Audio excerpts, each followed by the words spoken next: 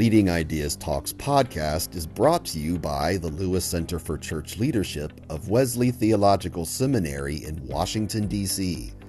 Subscribe free to our weekly e-newsletter, Leading Ideas, at churchleadership.com/leadingideas. Leading Ideas Talks is also brought to you by Leading the Church in a Post-Pandemic Culture, a new Doctor of Ministry and Church Leadership focus from Wesley Theological Seminary and the Lewis Center for Church Leadership. With this track, clergy will receive the enhanced knowledge, skills, and motivation to increase congregational and denominational service, vitality, and growth in the post-pandemic world. Learn more and apply by February 15th for May 2023 at churchleadership.com/dmin. And remember, to stay up to date with the latest church leadership strategies and information, please like and subscribe to this channel and click the bell icon to get updates for new videos. How can church leaders better reach Gen Z? In this episode, Josh Packard shares findings from the Springtide Research Institute on what faith leaders need to know about Gen Z's religious beliefs and mental health. Welcome to Leading Ideas Talks, a podcast featuring thought leaders and innovative practitioners. I am Douglas Poe, the director of the Lewis Center, and your host for this talk. Joining me is Dr. Josh Packard, executive director of the Springtide Research Institute, which maintains the largest data set of young people and their spirituality. He's the author of several books, including Church Refugees: Why People Are Done with Church, but Not with Their Faith. He's also the author of the study framing our conversation, The State of Religion and Young People, Mental Health, What Faith Leaders Need to Know. Our focus for this podcast is young people and mental health. Josh, I just want to welcome you, and I'm so glad that you're joining us today. Yeah, well, thank you so much for having me. This is an important topic, and I'm glad to be in conversation here. I want to jump right in. You all do an annual report with different themes. This year, of course, the state of religion and young people, mental health, what faith leaders need to know. But can you sort of share how you collect the data so that the listeners get an idea of your process when you're putting together the reports? Yeah, thanks actually for the opportunity to talk about this. I'm a former academic, but I promise I will keep this as engaging as possible. We won't get bogged down in methodology.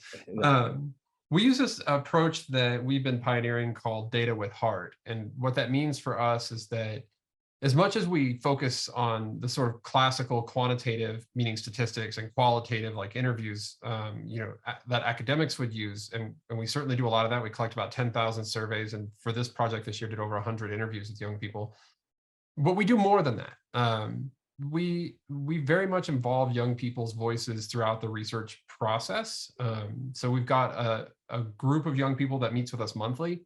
And they contribute a lot to helping us shape these questions. Sometimes we bring them back data that we think we understand, what it's telling us, but we're not sure. And they'll help us to say, like, no, old man, like, that's not the right way to think about that. It actually means this other thing. Or, they'll affirm that we're on the right track. And what we do, though, is, we don't just, we're still researchers. So as much as we listen to young people and try to center their voices in this process, we're also triangulating that with a good existing, academic theory, our own quantitative and qualitative data as well. So it's not like it's just straight out of their mouths and onto our pages, but we are very much involving them throughout all stages of the process in some pretty important and formal ways, which I think you can see it in the research, frankly. I mean, you can see it in the kinds of questions we ask.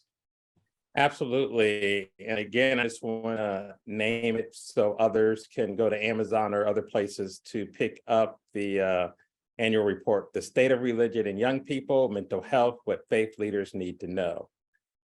Josh, I was very interested in your report. Having a son who falls within the range of your study, and I've observed many of the issues that you name early on in the report, like depression and anxiety.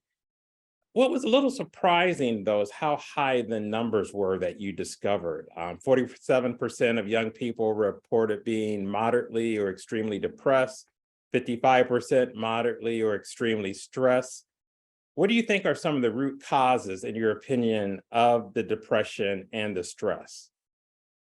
Well, first of all, I think it's worth noting that these are self-report numbers. These are not Yeah, clinical diagnoses. And, that's and right. so there's a number of things that that I think are going into that. I mean, let's start with the fact that uh, these for Gen Z, talking about mental health is no longer carries the same stigma, and it's not a taboo subject in the way that it has been for previous generations. This does not mean that all the stigma reduction work is done and we can stop thinking about it. That's not true. It just means that we've come a really long way. In fact, when Gen Z thinks and talks to us in the interviews about mental health stigma, they don't mean among each other. They mean between them and the adults in their lives. Like, they know that the adults in their lives do not like talking about mental health, even to the other adults, but certainly it makes them uncomfortable for adults to have conversations with young people about mental health. And so I do think that there's a little bit more what I would actually call right sizing of that conversation. I'm 44, and when I was growing up, it was just these were not things that were open topics of conversation, at least in my suburban, mostly white community. I mean, these were things that were behind closed doors, if at all. And now you can, if you spend any amount of time on TikTok or Instagram, you'll see mental health is a ongoing and very public and open conversation, especially for young people. So I think that's a big part of it. And at the same time, so part of that is just about shifting the social and cultural norms about what's acceptable to talk about, right? But the actual realities of young people's lives have changed in some important ways too. And we can pick just a couple that I think have had a pretty big effect here, one being the pandemic. And the pandemic didn't change things for young people in this regard. The Surgeon General and other people were all over this even before the pandemic hit, pointing out that this was a looming and potentially already started crisis before we went into lockdowns and things like that. And the pandemic just accelerated those trends that were already in place. But we've also, we've got this weird thing that's been happening. When you broaden out for just a minute and think about what social media and social media technologies mean for young people, they are not inherently good or bad. But we do know that those social media companies do not have young people's best interests in mind. That is not how they operate. They've got armies of PhDs who are trying to keep your eyes glued to the screen as long as they possibly can. That's what they're concerned with. And a 15-year-old's prefrontal cortex is just no match for that. It's not because they're gullible. It's not because they're bad or weak people. It's just their brain have not developed in a way that allows them to turn those things off as easily as adults. And by the way, a lot of adults have trouble turning off social media. That's right. And so they're like bombarded by messages constantly, which are not necessarily designed to be affirming, which are not necessarily designed to help them flourish. It's really designed to keep them looking. And sometimes what keeps them looking is not always what's great. Those are two of the really big things that we just, especially with the social media part, we just haven't really developed clear social norms and parenting guidelines around. They're emerging and people are getting better at it, but certainly there are a lot of parents who are just like, whatever, I don't know where to start, right? I'm just gonna let them go. Right. And then we were, as adults, a lot of us were struggling with our own things through the pandemic, just trying to keep jobs, trying to keep food on the table, meet basic needs. And as much as adults might have tried to and actually have done some real things about mental health, they just couldn't do everything all at once. And so I think those are two of the biggest factors that have sort of pushed this to the forefront for Gen Z. Yeah, that's helpful. And we'll come back to the pandemic a little bit later, but I'm curious as a follow-up, do you believe, and I apologize, I should have mentioned up front that this is sort of self-diagnosis for the statistics, but do you believe that young people have a different understanding, or I should say different categories of mental health? Because even with older people, I think that we sort of work with very almost clinical definitions that have sort of been given to us when we do talk about it. Even I think you're right, we don't like to talk about it. But do you think they have expanded or understand mental health in different ways than many of us who are older understand it? Yeah, I think that's right. And I mean, even when we look at the clinical diagnoses, I mean, those are certainly on the uptick for sure with young people. But they're talking about it in a much more holistic way. Let's just take one seemingly small thing, but that sort of has pretty important implications when we think about it, which is just the very term itself of mental health.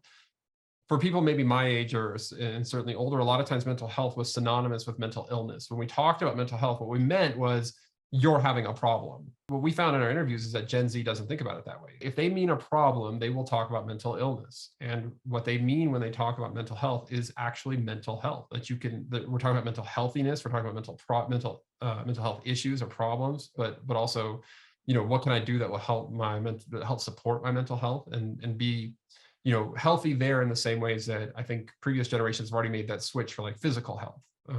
So just the way that, older generations will think about physical health is not, you don't only talk about your physical health when you go to the doctor because you have a problem or something is broken. You're also exercising at the gym, et cetera, and calling all of that physical health. Well, Gen Z very much is on that same vein, except with mental health too. And I think that's really important to note, because I think at a level, many of us know that, but we don't often make that distinction. So that distinction between mental illness and mental health is an important one. And the report certainly sort of helps to lift that up and to clarify it. So I appreciate you making that distinction for us. What I want to move towards is that sort of the interesting and good news is that young people with a connection to religion tend to do better.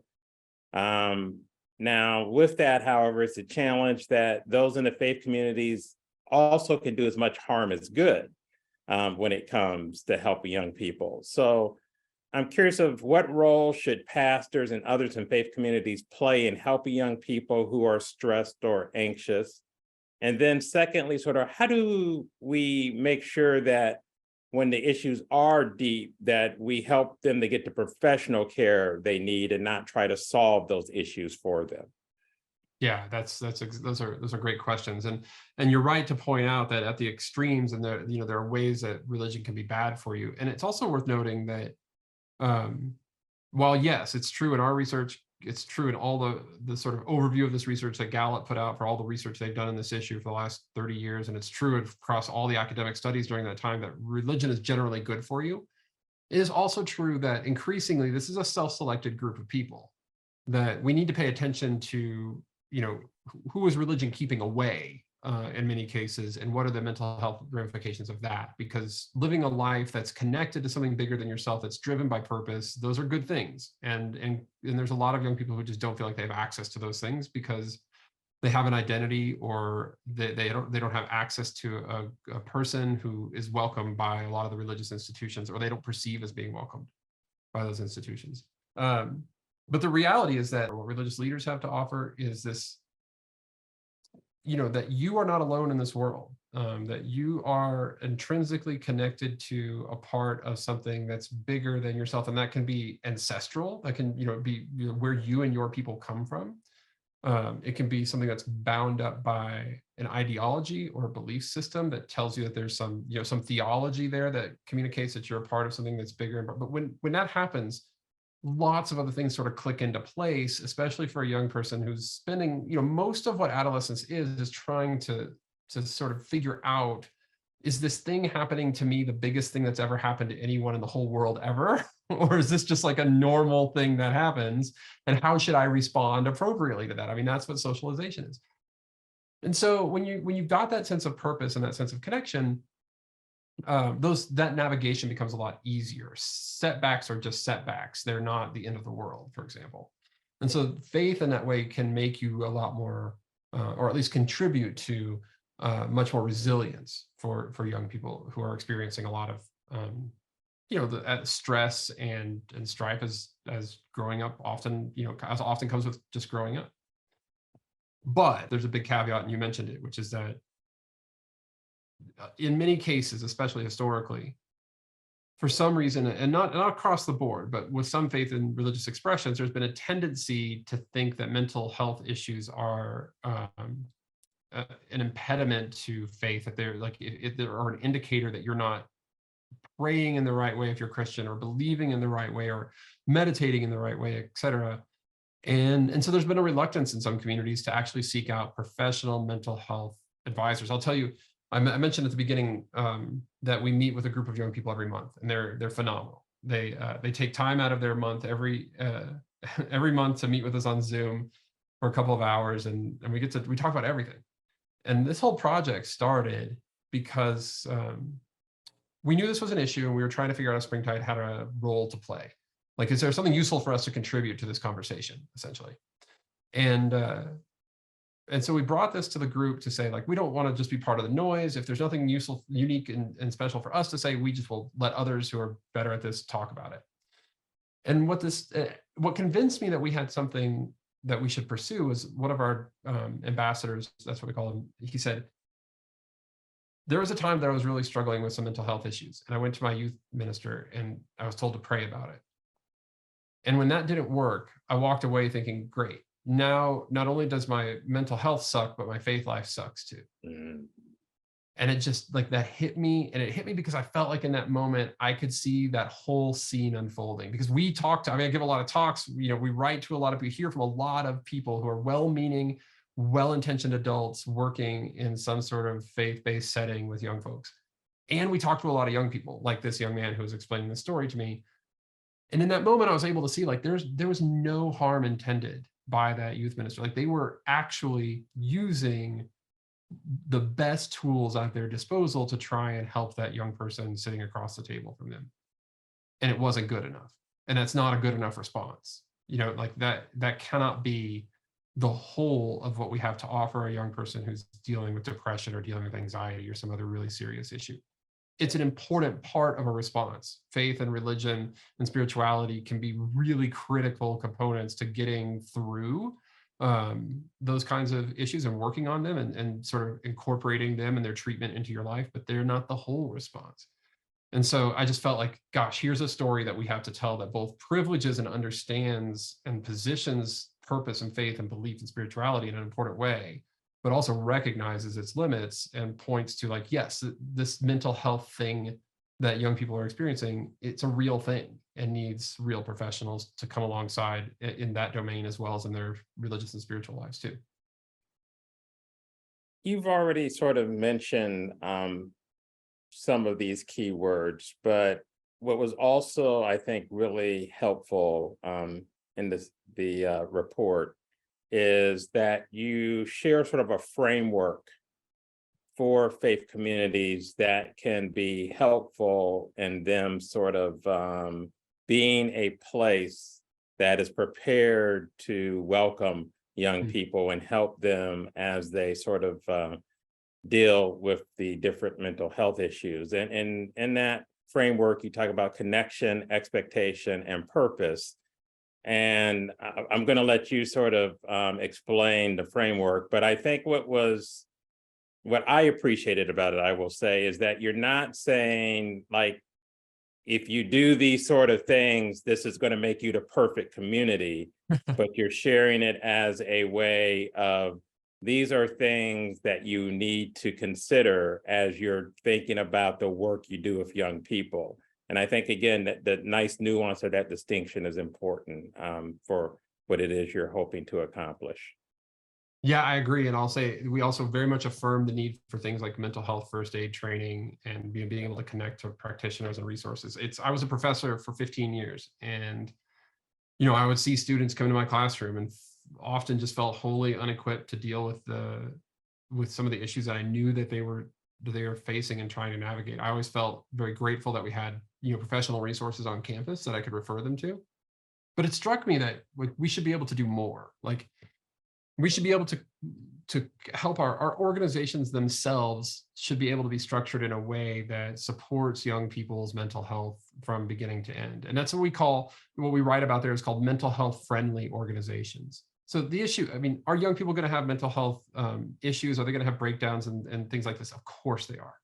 That's a part of society. It's a part of, for some people, it's, there's a complex mixture of social and biological factors at play there, and you're not going to eliminate all of this. But we can do better, and we can prevent more of these issues from becoming crises. And we think part of the pathway forward there is by implementing those things you just talked about. So we'll just very quickly in turn, I'll talk about those three that emerged from our research. So the first one is about connection. Really, it's about giving young people a place where they feel like they can belong, so they don't feel alienated in this world, especially when, as we know is going to happen as part of growing up, your entire social life at some point is going to come crashing down upon you. I mean, it's, that's what it means to be a teenager in some ways. And I remember those moments distinctly. And so having a place where you feel like you belong and that you can turn to as in a community who knows you and cares about you unreservedly is really critical. And we've written about belonging. It's a complex process before, and there are some really clear steps that people can take to foster belonging among young people in their organizations. And the second one, though, is about expectation. And expectation is a little bit more complex. We went back and forth about how best to frame this, but essentially, there's a lot of cognitive dissonance that young people experience in many of the organizations where they kind of have to involve themselves, especially schools, where they know what the expectations are. They're very clear, and yet they're not necessarily being given the tools to meet those expectations. And in many cases, to add further to this sort of stress here, is that they are given a set of tools and told that those set of tools will lead to the expectations that they're supposed to get. So they're given a tutor, and they're told that if you go to this tutor, it'll help you get the grades that you're expected to get here. But actually, those tools don't always line up with those expectations. And so even when those tools are used and they don't lead to the kinds of outcomes that are expected of them, young people start to internalize that. Why can't I do this thing that I'm supposed to be able to do even with these resources?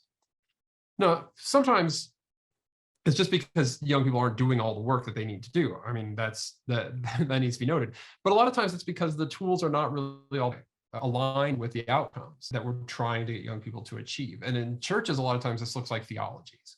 So a theology, like we're expected to, and many, like in some places, you're expected to be caretakers of creation, but you've got a church that doesn't, for example, like isn't concerned about the climate crisis that young people feel so acutely. And so they're trying to wrap their heads around this theology of that seems to not care about consumption or not pointing a finger at consumption or having anything to say about it, along with this expectation that they're supposed to care about creation. That doesn't make any sense to me, right?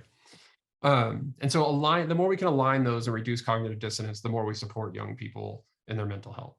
The last one is really about a sense of purpose. Do you feel like you are part of something bigger than who you are alone? Or do you see your story as being wrapped up in a story that transcends time and space, and certainly at least, you and your neighborhood and your local community? Living with a sense of purpose like that is foundational to overall flourishing and being able to discern what's the right decision to make in a given situation, and ultimately to your mental health as well. Great. I want to remind our listeners that we're talking about the state of religion and young people, mental health, what faith leaders need to know. I think that our listeners will really appreciate that there's a section on what faith communities should know.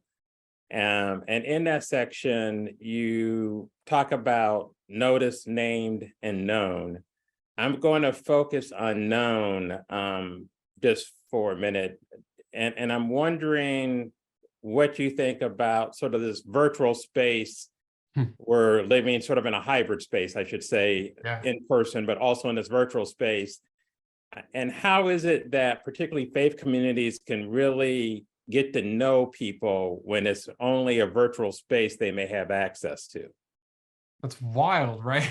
Yes, yeah, it is. Yes. That notice, name, known framework, those are the 3 steps towards creating belonging. And the virtual is, I think it's brand new territory, obviously. And one thing we've been able to learn from young people is like they would love it if you showed up in those virtual spaces, as long as you can show up there authentically.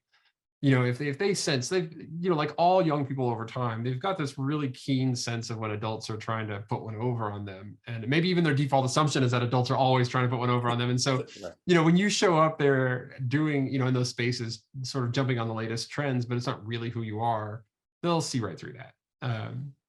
But we should take their online lives seriously. A young person told me after a presentation about a year ago, said, when the adults in my life, when they dismiss my online life, they disqualify themselves from the conversation of my life. And I thought that was such a poignant statement. And we started talking about that, because I was asking her to explain more about what she meant. And she's like, look, not everything that we do there is really important. Most of it, in fact, is not really important. But a lot of it is really important. Like we are turning to places like TikTok and Instagram and social media for, to explore what Diwali is. They're not going to Wikipedia, and a lot of us don't live in very diverse communities. They're going online to find out what that is, or what Rosh Hashanah means, or what's the difference and sort of overlap between Hanukkah and Christmas, for example. So they are doing a lot of religious exploration, and that puts them in their online lives are wildly diverse. And so I think it's not so much like, should you be there and like be one of those diverse sources? I suppose if you have the institutional like capacity to do it, and you've got somebody who understands that well, and you want to do it, fine. But I think more than anything, there's an opportunity to engage them in what, IRL conversations, in real life conversations, but about what's going on in their social media. And sort of, those can start really small, but they often are a sort of gateway into talking about bigger and further explorations. One of the things we ask, I have a 12-year-old, one of the things we ask him every week was, what's the most interesting thing you saw on YouTube this week? It's the only kind of social-ish media that he's allowed on. We wouldn't dare let him onto, Instagram or Facebook or anything else, frankly.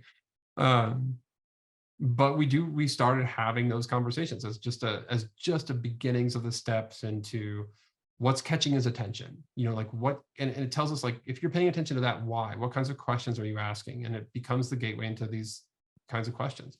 So I think that we can use social as a way either to have a presence that helps to shape the narrative, or as a sort of almost like a foil against which to help shape our interactions with young people.